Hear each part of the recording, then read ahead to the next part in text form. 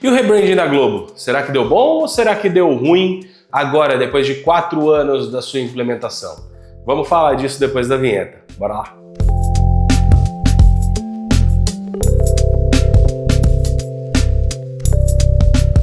Fala, meu querido e minha querida, seja muito bem-vindo ao canal da Salcio. Meu nome é Dalton Coutinho, eu sou estrategista de marcas e você está na nossa série Rebrandings depois do hype.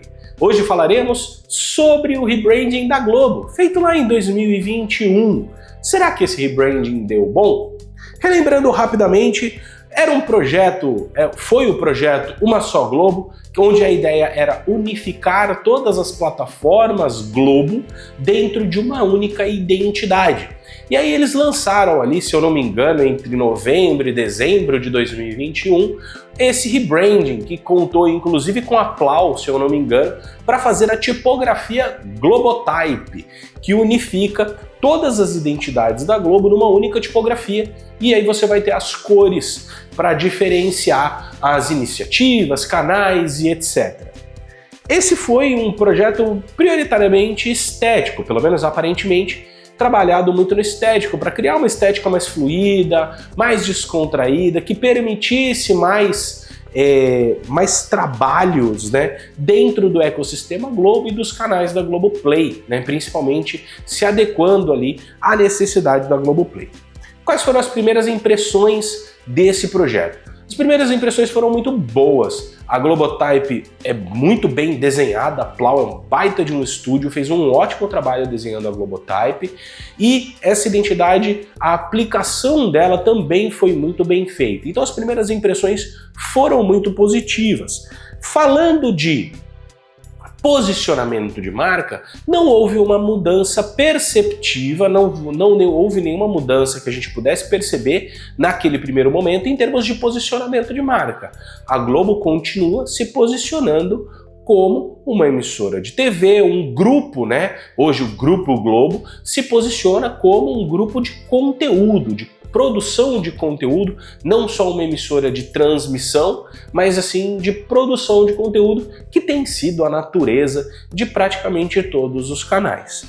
O que a gente vê, né? A gente vê a manutenção do logo da Globo clássico, com aquela telinha no meio, a gente vê a manutenção dos discursos de marca, a gente vê a manutenção de uma série de coisas. Então isso tudo nos leva a crer que, em termos de mudança, estamos sim falando de uma mudança puramente estética, de um redesign de marca com um viés muito estratégico, visando essa adaptabilidade aos novos canais, as mídias digitais, principalmente em se falando de streaming e das aplicações em mídias como o YouTube, onde a Globo também tem se tornado bastante presente, inclusive comprando canais de YouTube, fazendo ali algumas ações nesse sentido.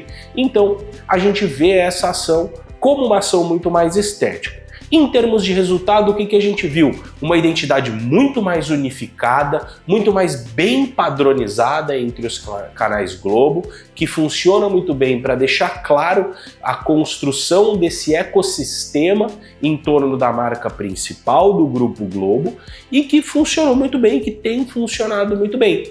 Em termos de posicionamento, sem grandes mudanças, nem das marcas internas, dos canais internos, nem da marca-mãe, que é o Grupo Globo. Não houve grandes mudanças. Então o que a gente viu foi um redesign estratégico com um grande nível de adequação, então foi uma mudança relevante, mas com um risco muito baixo em termos de posicionamento de marca, uma vez que não houve mudança e que foi feito um processo muito bem construído.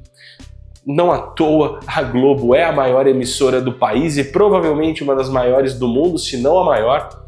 Eles comunicaram essa mudança de uma maneira muito bem feita, muito coesa, muito bem organizada. Então, sem críticas aqui à mudança. O que eu poderia dizer é, pô Globo, podia ter mudado o posicionamento também, aproveitar isso e trazer um posicionamento um pouco diferente. Mas para uma marca líder de mercado e liderar tanto tempo, a gente não pode exigir esse tipo de mudança. Talvez, inclusive, nem fosse estrategicamente viável. Eu não estava lá dentro para saber. se havia uma viabilidade estratégica que mantivesse esse baixo risco para essa mudança de posicionamento. Dado o cenário e o do que a gente pode observar do lado de fora, foi muito bem feita a mudança nesse redesign estratégico, zero risco e mesmo o pouco risco que poderia existir completamente mitigado pela competência na implementação desse redesign. Você pode gostar ou odiar a Globo, mas não dá para negar, o trabalho deles é muito bem feito no que diz respeito a posicionamento e identidade de marca.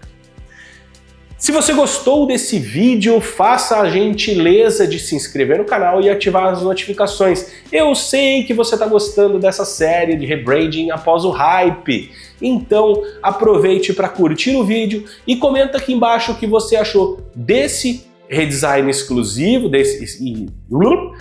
comente o que você achou desse redesign, especificamente falando, e se você tem alguma sugestão de redesign, rebranding, que você quer que a gente dê uma analisada rapidamente aqui, manda pra gente que vou ter todo o prazer do mundo de fazer isso por vocês, beleza? Um grande abraço e até o próximo vídeo. Tchau, tchau!